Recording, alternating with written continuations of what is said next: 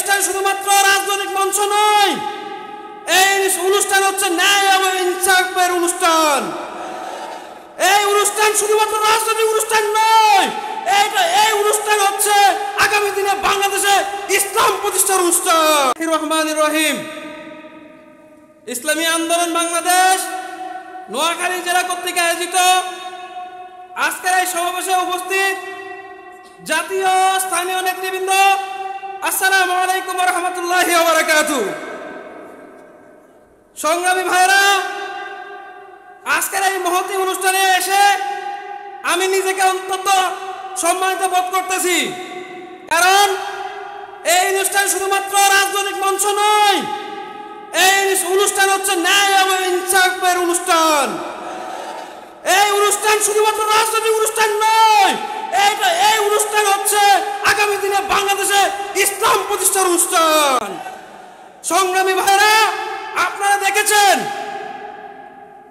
আমরা বিশ্বাস করি এই দেশের মুসলমানদের মূল কেন্দ্রবিন্দু হওয়া উচিত মসজিদ।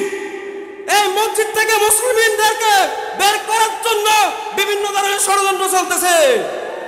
মুসলিম নেতৃবৃন্দ যখন মসজিদগুলোতে বিভিন্ন ধরনের ইসলামী প্রোগ্রাম চালানো হয়, এই ইসলামী প্রোগ্রামগুলোকে রাজনৈতিক প্রোগ্রাম আখ্যায়িত করে মুসলমানদেরকে ইসলাম শিক্ষা থেকে দূরে সরিয়ে দিচ্ছে।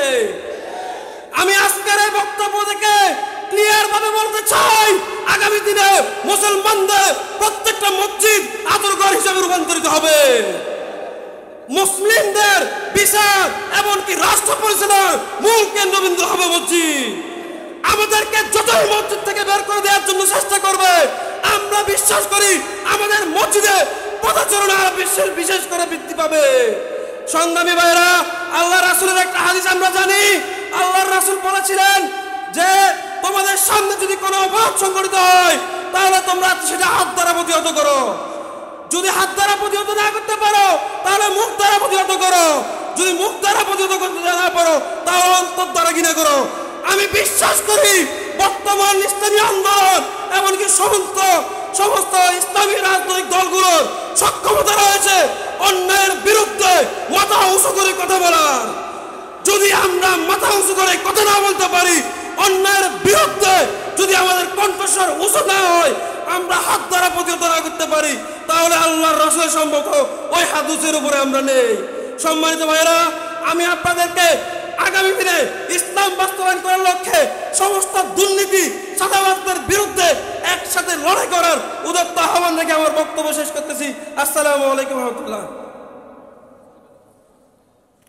সংগ্রামী সাথী ও বন্ধুগণ, সমাবেশের পর্যালোচনা করবেন ইসলামী শ্রমিক আন্দোলন বাংলাদেশের কুমিল্লা বিভাগীয় সাংগঠনিক সম্পাদক শ্রমিক নেতা নেসারউদ্দিন সুমন। এই পাশে যারা আছেন একটু পিছনে বসে যান, এই পাশে যারা আছেন একটু পিছনে বসে